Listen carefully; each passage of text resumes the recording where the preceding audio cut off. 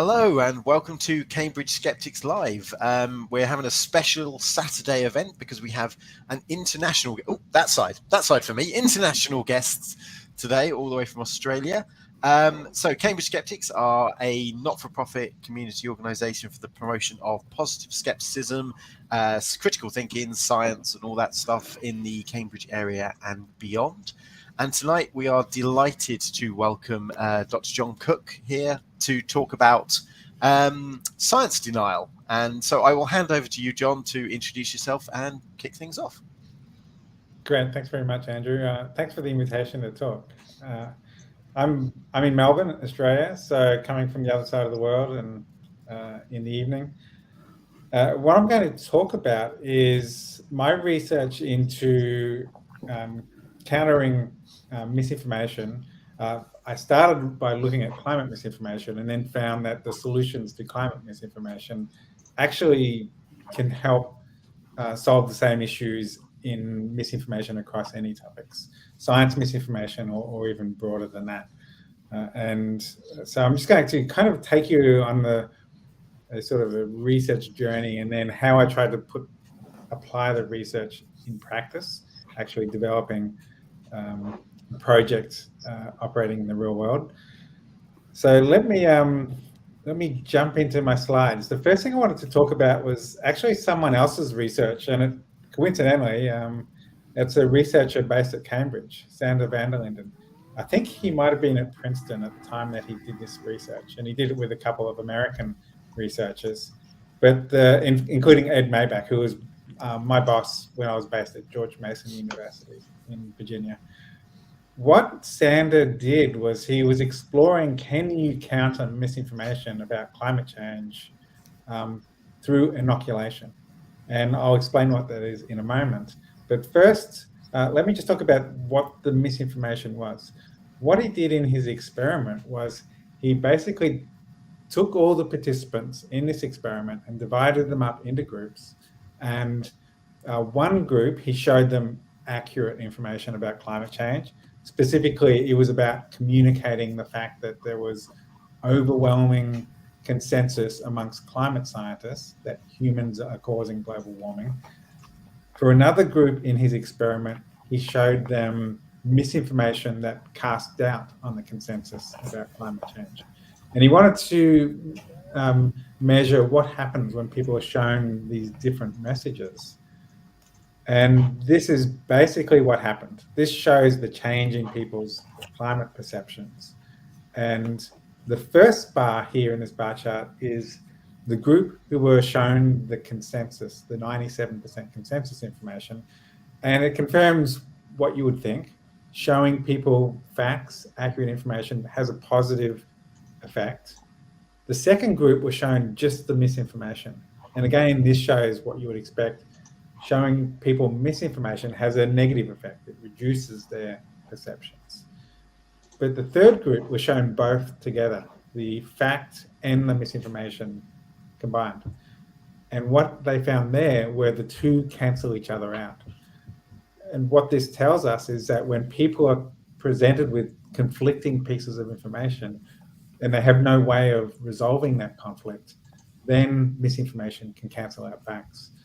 And this has big consequences for any of us who are, whether we're educators or scientists trying to communicate facts to the public, or skeptics who are trying to increase people's critical thinking and being more evidence-based. Anyone who's involved in communicating the facts to people, this research tells us that our efforts to communicate the facts can be undone, can be cancelled out by the presence of misinformation. And I do find it. Yeah. One thing I'm finding curious is that the perceived consensus obviously has twice as large an impact as the misinformation does on its own, but actually just the perception of conflict, just it doesn't matter. It's not plus 20 minus 10 and equals plus 10. It's actually.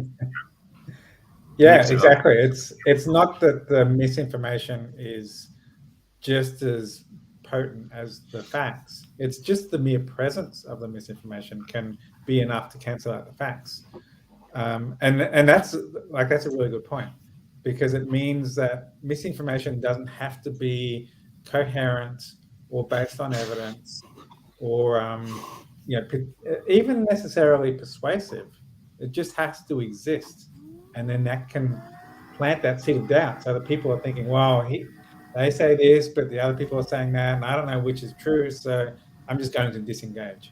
Misinformation can cause people to disengage from facts, and I think that's one of its biggest dangers. It's much more insidious than making people believe wrong things, like the second group in this bar chart.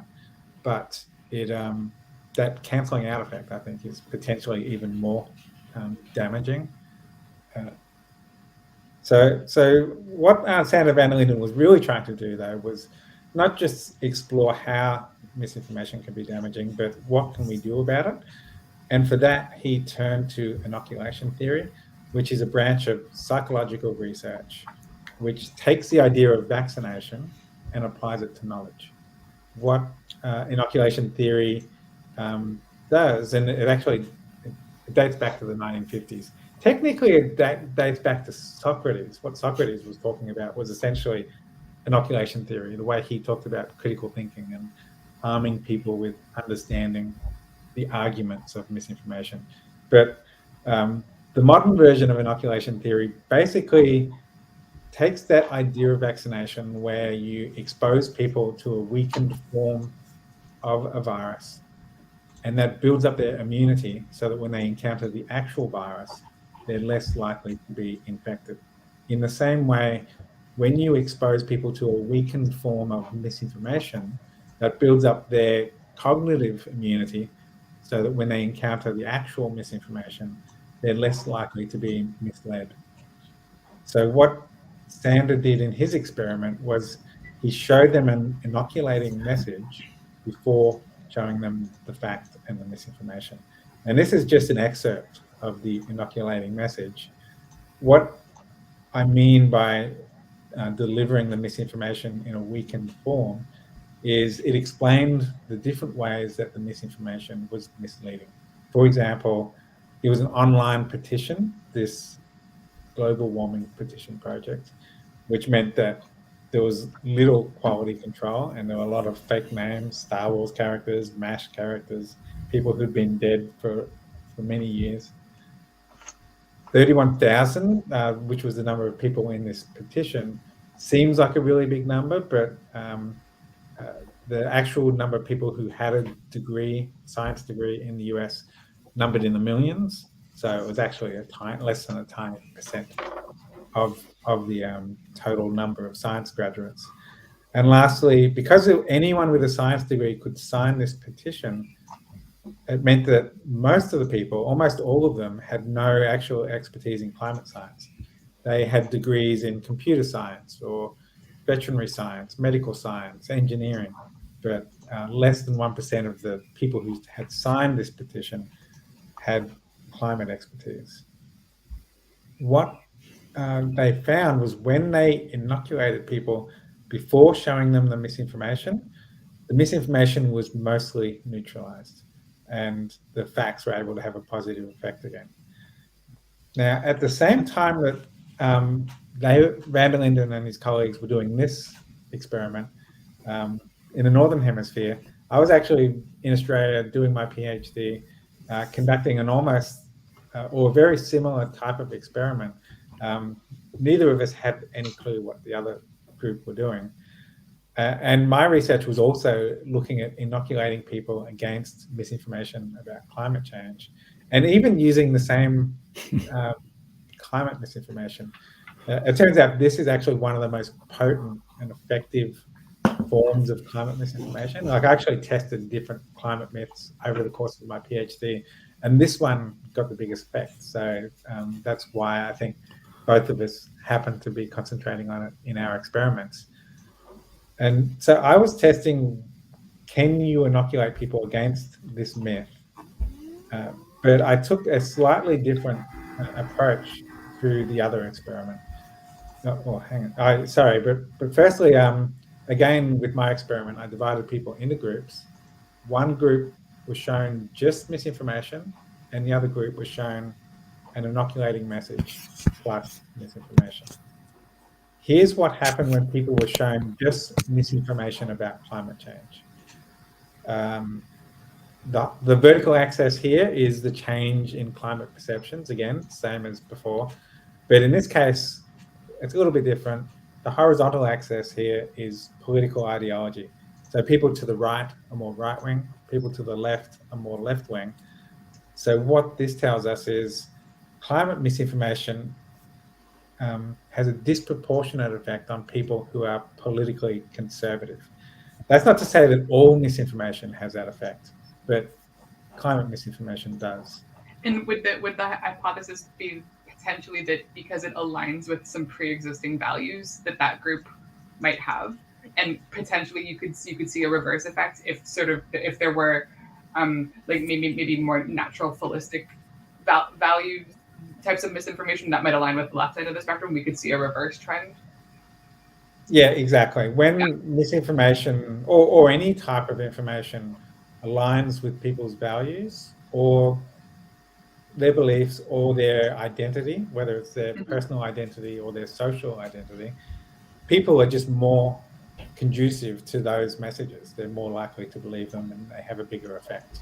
In the case of climate change, we are now at the stage where climate change is highly polarized, especially in the US. It's way more polarized in the US than any other country in the world. Australia, I think, is second. And in fact, my PhD focused on Australian or US audiences in my experiments. So it's not as polarized in the UK, for instance. And then it's when you get to non-Western countries, it's even less polarized. But in the US, climate change has actually become quite a tribal issue.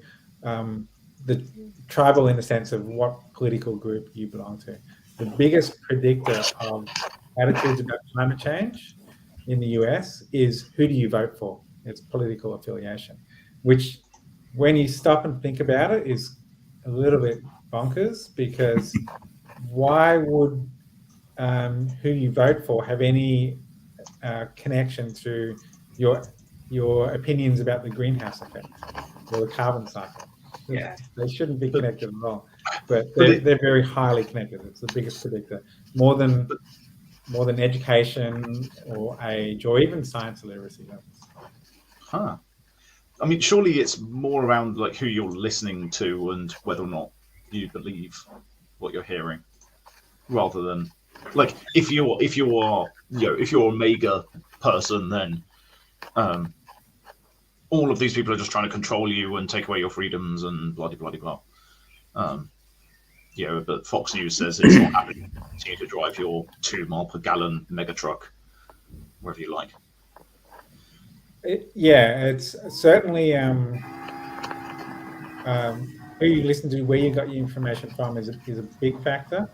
But there's actually, it's a swirl of different factors. And there's been a couple of studies, actually Tony Leisowitz, who was one of the co-authors of that first experiment I talked about, he published this study finding that the biggest driver of changes in public opinion about climate change over time were cues from political leaders.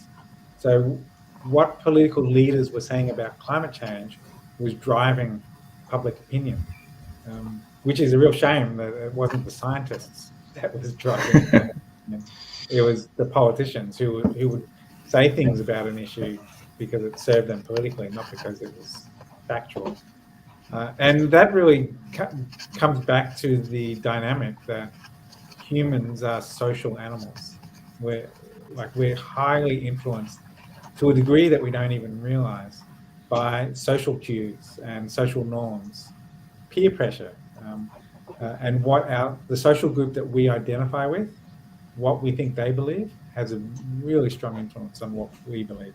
And conversely, when, let's say you belong to a political group that believes something, and then someone comes to you and says, hey, I've got some scientific evidence that contradicts your beliefs.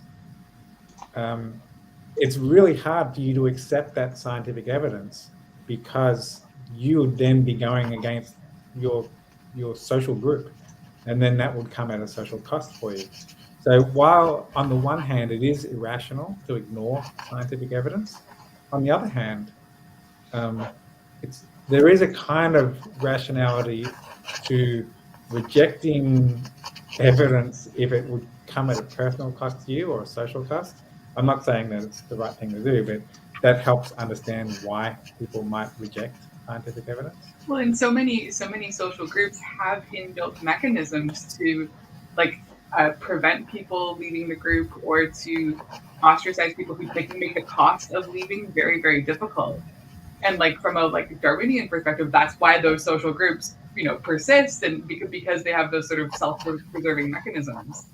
But that cost isn't just sort of an inherent thing to the individual who's experiencing it. It's almost sort of engineered, societally. It's a real external factor. Yeah, this is a really complicated issue. It's not just about science literacy, although obviously that's really important. There's also cultural factors, political factors, social factors. Yeah, it's complicated. I don't know why I got in this area. Things were much simpler when I was just doing physics. So, like I was doing physics, and the joke, people talk about rocket science being the kind of the standard for complexity. Like, psychology isn't rocket science. It's much more difficult. All right. So I hope we haven't lost the thread of what I was talking about here. I was describing an experiment where you showed people this misinformation about climate change, and it had this polarizing effect. In my experiment, I also tried inoculating people against the misinformation. And this is an excerpt of the inoculation. And the big difference between my inoculating message and the previous experiment by Sander van der Lindens was I never actually mentioned the global warming petition project. I didn't mention the actual myth that I was trying to inoculate people against. Instead, what I focused on was the technique that the misinformation used. I spoke about it in general terms, and I used tobacco as the example of the fake expert strategy in action. And then I showed them the misinformation after showing them the inoculation message to see whether this kind of general inoculation worked. And this is the result. The blue line is the group who were shown the inoculation, then the misinformation. And there's a slight slope to the line, but statistically it's like a flat line. The misinformation was basically neutralized across the political spectrum. What this tells us is two things. Firstly, whether people are politically conservative or politically liberal, nobody likes being misled. And when you explain the techniques used to mislead, that can neutralize those techniques. Secondly, you can neutralize misinformation without even mentioning it. So that means that you could potentially inoculate people against the same technique used across multiple topics or multiple examples of misinformation. Do you think so it's an all-purpose vaccine? Yeah, the kind of the catchphrase I use is this approach is called logic-based inoculation, and I like to say that logic-based inoculation is kind of like a universal vaccine against misinformation. Well, I was wondering on the downside, do you think that the same generalization problem could also be attributed to the initial effect of the misinformation? So the original research without the inoculation shows that misinformation has a dampening effect on the ability to accept the science that's originally presented. Having gone through that one example where you see misinformation, say specifically around climate change, leading you to not trust scientific expertise on climate change, if you've gone through that, does that then mean that you won't trust experts in other areas because you've had this prior infection, if you would, with misinformation? Does it theoretically does the generalization work not just for the inoculation, but also for the infection? Yeah, that's a really good question. I don't recall anyone who's explicitly looked at that in an empirical study. I mean, maybe there is, but I'm just not aware of it. Anecdotally, I think yes.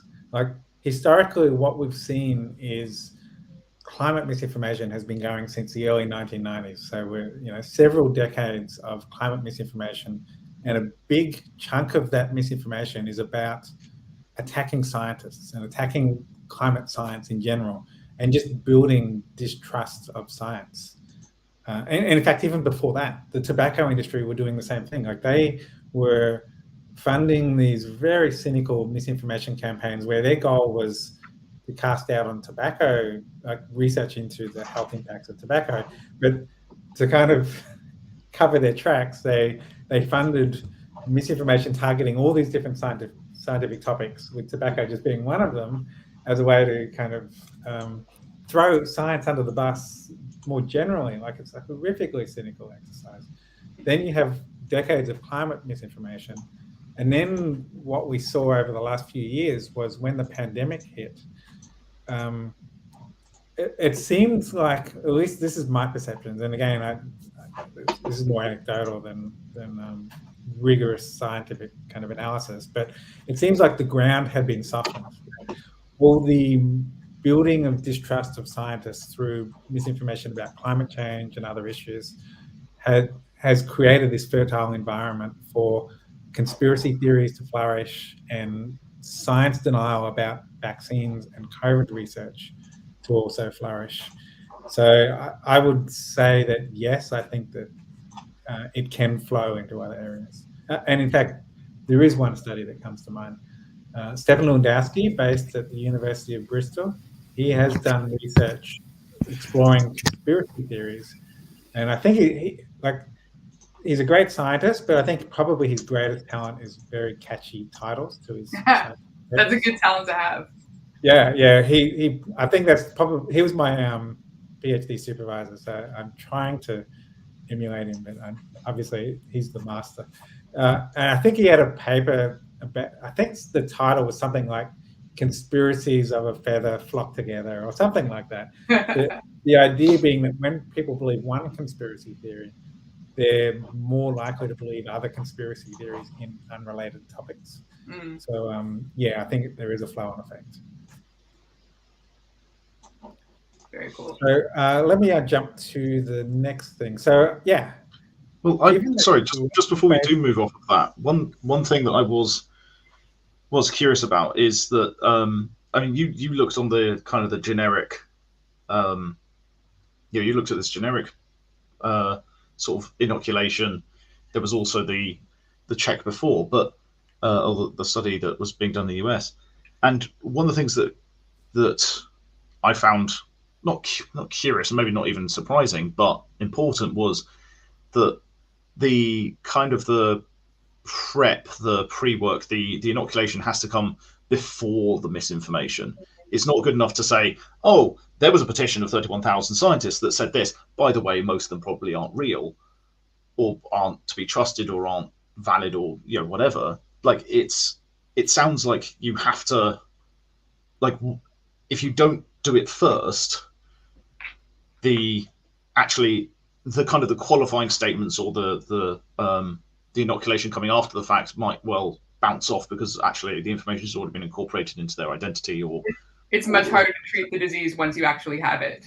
Yeah, there was, the saying, what is it? An ounce of prevention is worth a pound of cure. Once I was looking at studies on pre-bunking compared to debunking, so try to get in before the misinformation, pre-bunk, versus trying to correct the misinformation afterwards, debunk. Thinking like it would be very cool if the pre-bunking was more effective than the debunking, and I was even secretly hoping that would actually be equivalent to like a pound compared to an ounce. Nice. It wasn't at all. In fact, the results are really mixed on whether pre-bunking is better than debunking, and I'm actually going to talk about a study that did that very thing.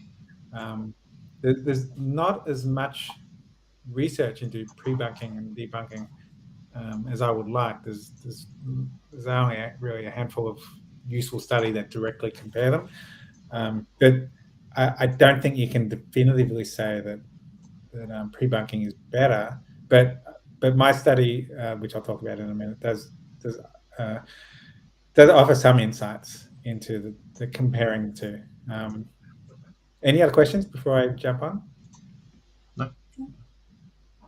So yeah, given that logic-based inoculation, or in other words, explaining the logical fallacies in misinformation, is a powerful technique in countering misinformation, then that leads to what's a useful framework for explaining the techniques of misinformation. And you've already done a whole, what do you call this? An episode, a show, a session? You've looked at the techniques of science denial, summarized with the acronym FLIC. Now, that was first proposed by Mark Hoofnagel, who runs a blog about science denial. And then Pascal Diethelm and Martin McKee published the peer-reviewed paper fleshing out the FLIC framework. So what I've been interested in after my PhD was what are effective ways to explain FLIC and the techniques of science denial to people. And so this was an experiment where we explored logic-based inoculation, explaining FLIC, and we compared that to fact-based inoculation, or in other words, countering misinformation by explaining the facts. And by explaining the facts, you can show people how the misinformation is wrong. So it's fact-based corrections versus logic-based corrections. But the other thing we were interested in is pre-bunking versus debunking. So these were the two by two kind of experiment design. There was fact-based pre-bunking, logic-based pre-bunking, fact-based debunking, and logic-based pre-bunking. Okay, I'm confusing myself, so I'm sure that everyone else is struggling with this. But anyway, let me actually show you the concrete examples. We found in a number of studies that humorous corrections are really effective. They're engaging, they hold people's attention longer, they're more likely to share and comment on and engage with the humorous corrections. So we've done a lot of research looking into using humor. And in this experiment, we actually took, on the left, a fact-based correction, debunking the myth that plants need CO2 to grow, so we should just emit more CO2. That would actually be good for plants and green the earth, which is a climate myth that has been around for decades. So we debunked it using a fact-based approach by explaining the facts of how plants need a variety of different factors in order to flourish, not just CO2, but a temperature, a comfortable temperature range, and a regular water supply. With the logic-based correction, we explained the fallacy of the myth, which is the fallacy of oversimplification. And we found that explaining the flaws in logic, one of the really powerful and entertaining, as well as pedagogical or educational ways of doing it, is using a technique called parallel argumentation, or basically logic analogies. Take the logic in the myth and transplant it into an analogous or parallel situation. Usually the more extreme and ridiculous, the better, because it makes the logic or the flawed logic that more obvious. So the argument that plants need CO2, therefore we should just give them more CO2 and that will be good for plant growth. That's the same as saying humans need calcium and ice cream has calcium, so let's just give people lots and lots of ice cream and that's all they need to eat. And that will I personally would be fine with that if that were the case. Yeah, we did another argument. I think we were debunking a vaccine myth about I got vaccinated and then I got sick, so the vaccine must have caused it. And our example there was somebody going to a sports game wearing their team's colors, and they say, our team won when I was wearing this outfit.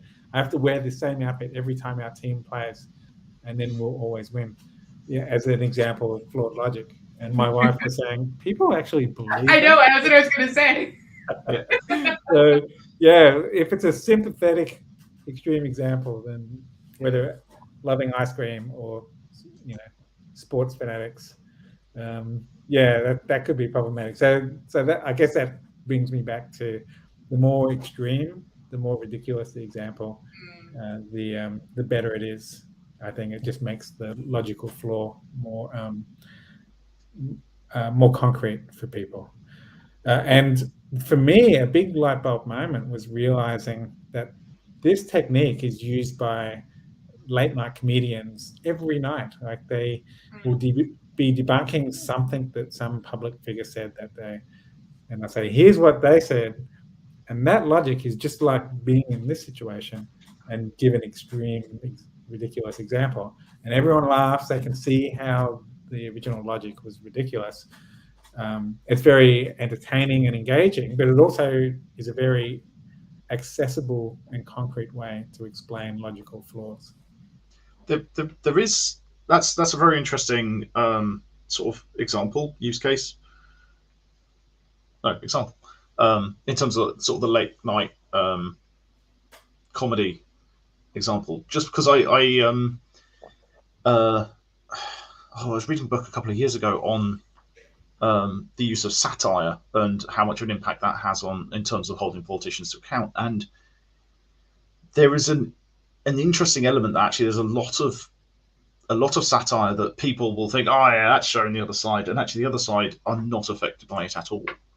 And the example that they used there was was Stephen Colbert, and I think it's the Colbert Report, in which he plays this sort of very right-wing talk show character and holds completely ridiculous opinions, which, as someone to the left of him, you look at it and you go, oh, yes, of course, isn't he showing how ridiculous all of these sort of Trump supporters are? I mean, they weren't Trump supporters at the time, but that sort of part of the political spectrum was.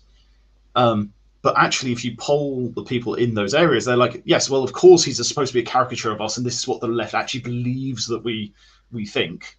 And aren't they ridiculous for thinking that? Like, both sides thought he was on their side.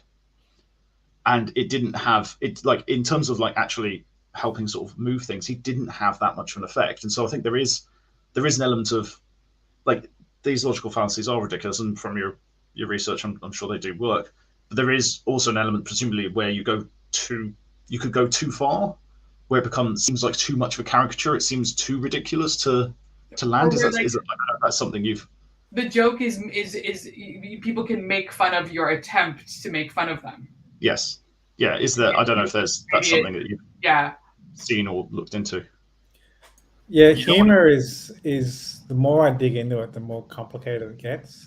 And there's some other researchers I've been collaborating with based in Utah who are looking at all the different forms of humor that you can use in these kind of contexts, and particularly with science communication. So there is satire, but there's also... What's that, sorry? I said I did my PhD in the wrong topic. This sounds fun. Yeah. Is Utah a known center for comedy? I don't know, but you got to distinguish between people who research comedy and comedians. I'm in the communication research field, and it's a mistake to think that communication researchers are necessarily good communicators. Go to a research communication conference, and you'll be disabused of that notion. Well, to use your same framework that you have up here, that would be like saying that all archaeologists are 3,000 years old. Yeah, I guess that's a good example of parallel argumentation as well. I'm learning. I think I think when I've encountered this sort of thing, that people complain is they basically just use, oh no, you're making a straw man. That's not analogous to what I believe. You're straw man in my position, and so they just dismiss the comparison rather than actually engaging with the logic of it. Do you find that? I've encountered that as well when I use this technique, and sometimes that is a legitimate criticism because these are analogies, and it is very easy to fall into false analogies, which can be kind of I guess they are a form of straw man. And in fact, false analogy is one of the fallacies in the Flick taxonomy when you use an analogy inappropriately. So I think understanding and the difference between an appropriate analogy and an inappropriate or false analogy is important, not only for spotting it in arguments, because false analogies can be quite persuasive and misleading, but also to avoid doing them yourself. It's all too tempting to want to straw man a person's argument because you disagree with it, but that lacks integrity. You really need to make sure that you're representing the best form of the argument that you're trying to debunk. Okay, so getting back to this experiment. So we were testing these two types of inoculations, or more accurately, corrections, and we were testing the order in which people saw them. Did they see the correction first and then the myth, or the myth first and then the correction? In other words, was it a pre-bunking or was it a debunking? And this is what we found. We divided our experiment up into 5 different groups, and the first group was shown just the misinformation promoting the CO2 is plant food myth. And what we're measuring here is how much they believe the plant food myth. So the higher it is, the worse it is. We're trying to pull that misperception down through our corrections. And so as you would expect, people who were shown just the misinformation had the highest belief in the myth. Now, let me jump over to the right-hand side here. With the logic-based correction, what we found was it was roughly equally effective regardless of whether the correction came first or last. Whether you're explaining the techniques of misinformation as a pre-bunking or as a debunking, they're both roughly equally effective. But looking at the fact-based conditions, the second and the third bar in this bar chart, what we found was when people received the factual explanation first, and then the myth was the last thing that they saw, then the myth cancelled out the fact. It was the same thing as that very first experiment I showed you, where myth and fact cancel each other out. But if people were shown the myth first, and this is the blue bar, if they were shown the myth first and then the factual explanation was the last thing that people saw, then the facts cancelled out the myth. And so what this tells us is the pre-bunking versus debunking argument is not simple. It depends on the type of correction, and there's no one answer. Pre-bunking is better than debunking. You can't say that. It's just too nuanced, and it depends on the type of correction. But in the case of logic-based corrections, they're both equally effective. In other words, teaching critical thinking, teaching this logic-based approach is more robust when you put it out into the real world where you don't know what people have seen, what order they receive information, whereas facts can be more vulnerable. It depends on the context and the situation and the person's background on whether the facts are going to be effective or not.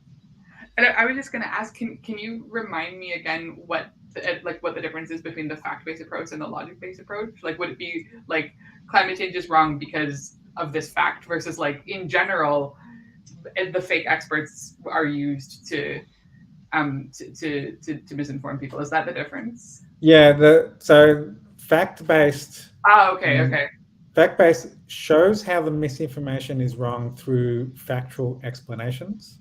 So here are the facts of how plants grow. They need not just CO2, but they also need a certain temperature range, and it's explaining the facts of plant growth.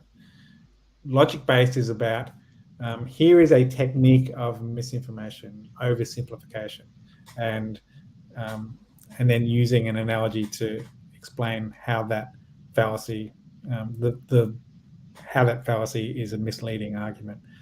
Now, when this is there's often, usually corrections aren't purely one or the other, or often they are just most debunkings or fact checks you will see are fact-based. It's even in the name, fact check. But even our logic-based correction here has a bit of factual explanation in it. You need to explain some facts to get to in order for the logical explanation to make sense. And in fact, when we submitted this paper to the journal, like whenever you submit a paper to a peer-reviewed journal, you submit it, experts in the field review it and give you comments and either reject it or accept it or ask for revisions.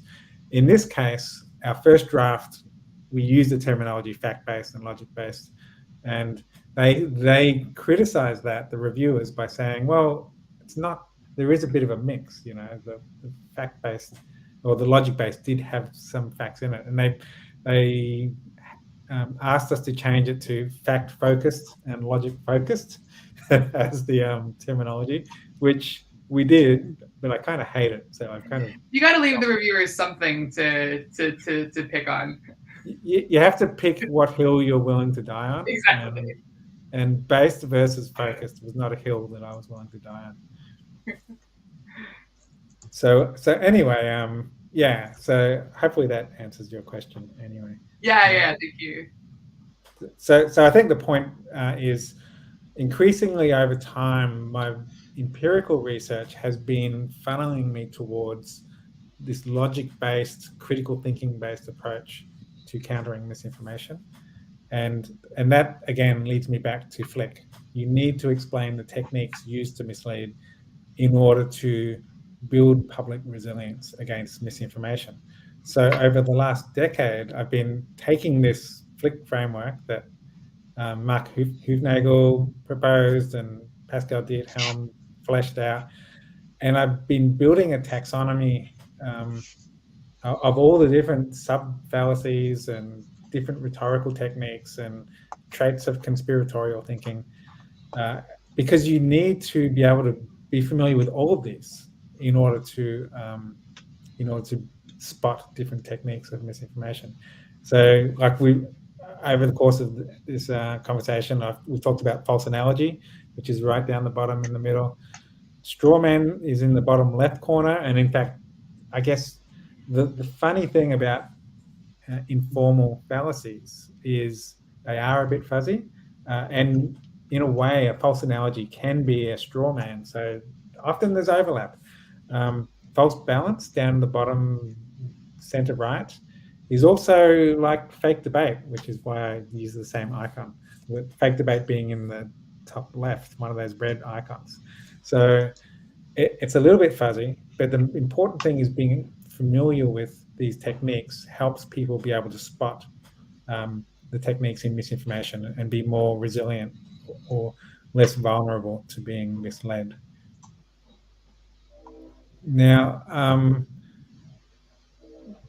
over the last few years, I've been reflecting on how do you put this into practice in a way that actually shifts the needle in the real world. And there are some really big challenges, and I think we've kind of been talking about how complex society is and the problem of misinformation is.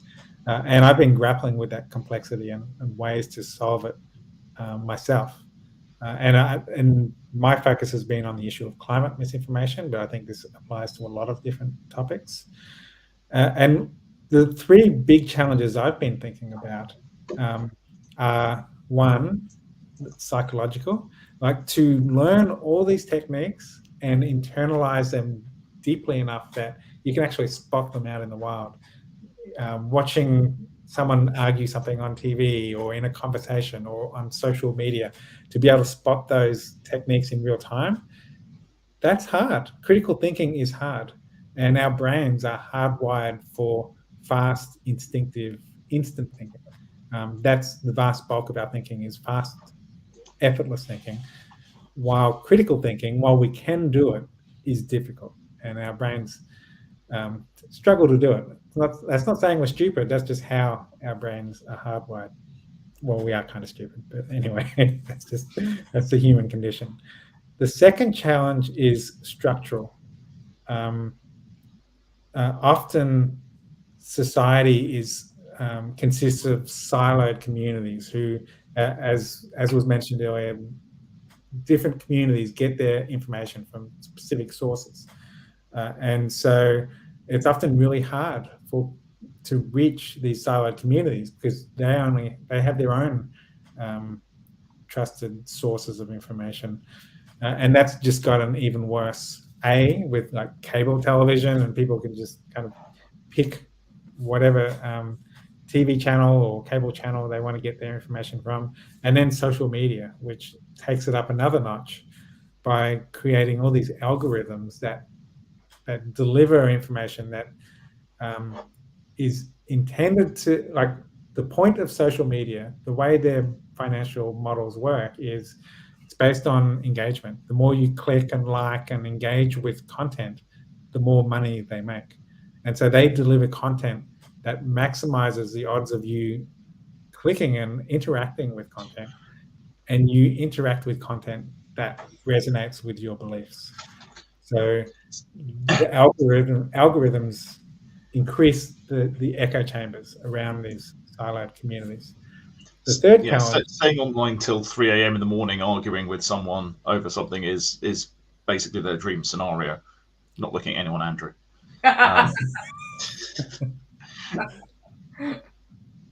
And so the third challenge is social, and this is particularly the case with climate change, but it's also across a range of issues. Climate change has become polarized and tribal. And again, this is more the case in the US and to a lesser degree Australia, and then to an even lesser degree in the UK.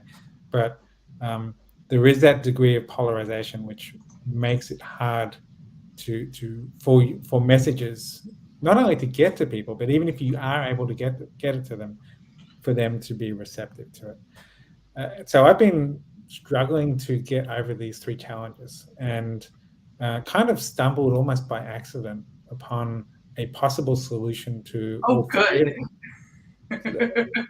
So I'm not saying that I've solved it, but it's a potential solution which we are now exploring, and that solution is games.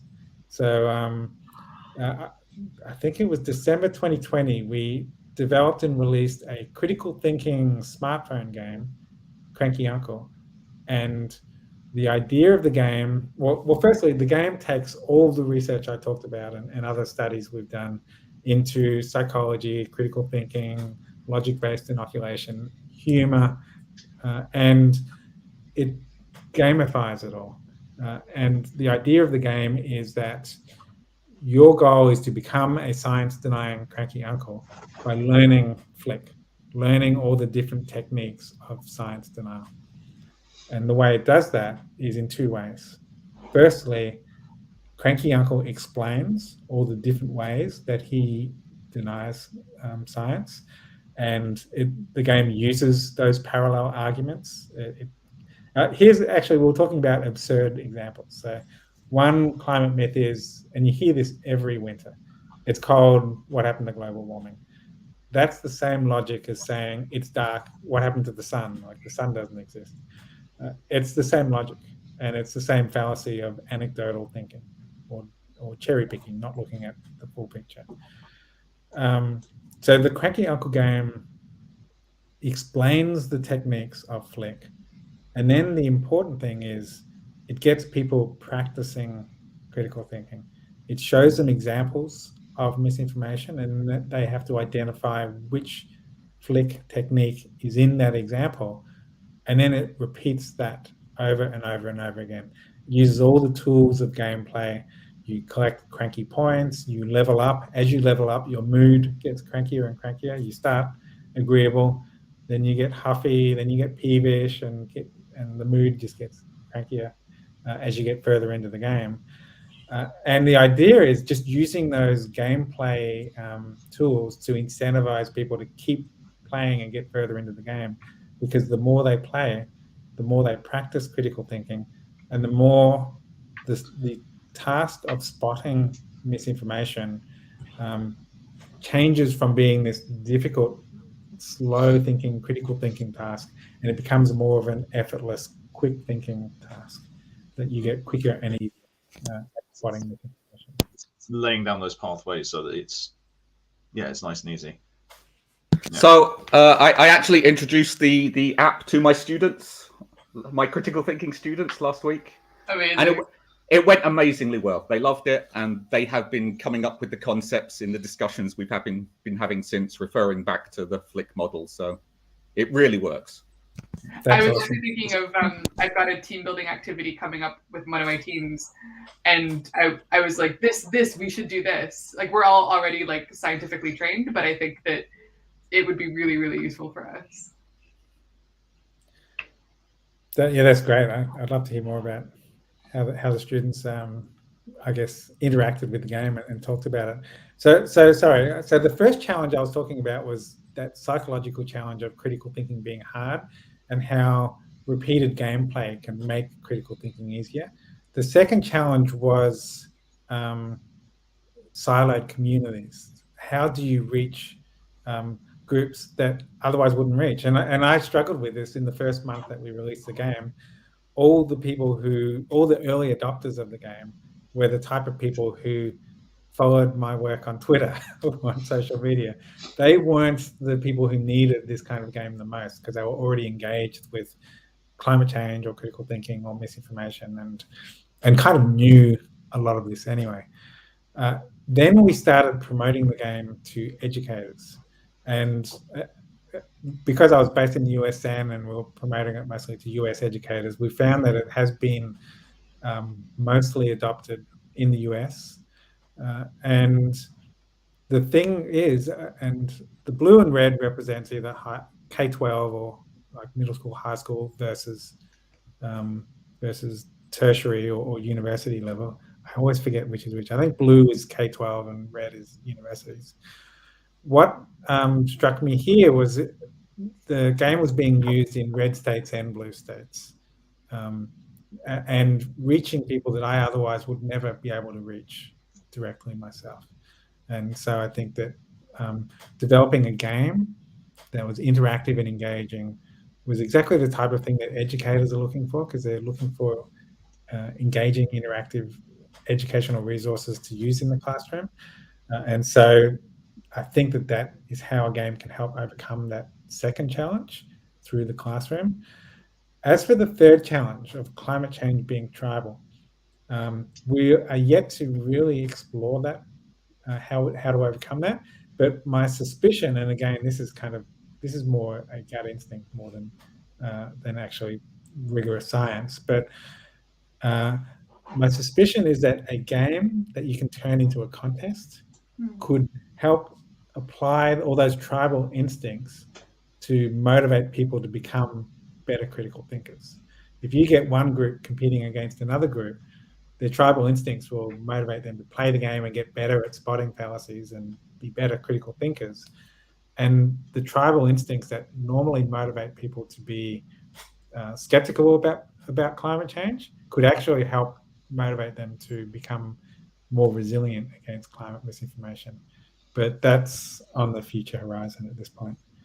One last thing, and then I'll finish with the presentation. I'm happy to answer any more questions. But we're now, as I said at the very beginning, my research has been focused on climate misinformation. And the first version of the game that came out in December 2020 was mostly focused on climate misinformation. And now we're producing multiple languages of that original game. So it's out in Dutch and German, and we're just about to release it in Spanish and Italian. But also, because the game is about critical thinking, it applies to other issues as well. And so we're in the process now of developing a vaccine version of Cranky Uncle, which specifically looks at climate myths about vaccines. And it's a combination of the fact-based approach and the logic-based approach. We're actually bringing in vaccine facts into the game and it's still predominantly logic based, but we're trying to increase its effectiveness by also including facts about vaccines. And so it means that like 8 of the fallacies already in the game are 8 of the most common fallacies found in vaccine misinformation. But the first 2 are 2 new ones, which we're just adding into the game right now.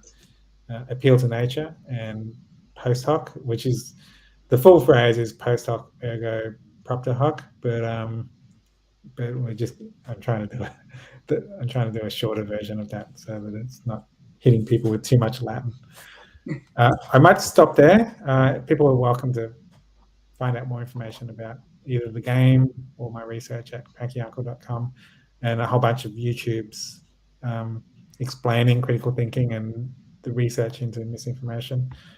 And you're welcome to contact me if you have more questions as well. Well, we do have. I was going to say we do have one question from the chat. So, what age do you think is sort of appropriate to introduce the game? We're collecting data on that because we've embedded research into the Cranky Uncle game.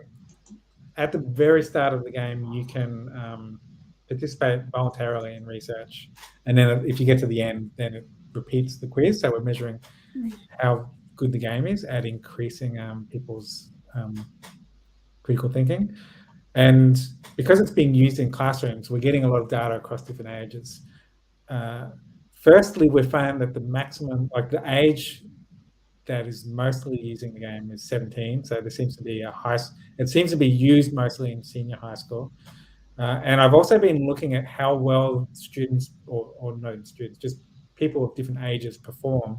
And what I'm finding is the younger they get, the worse they do.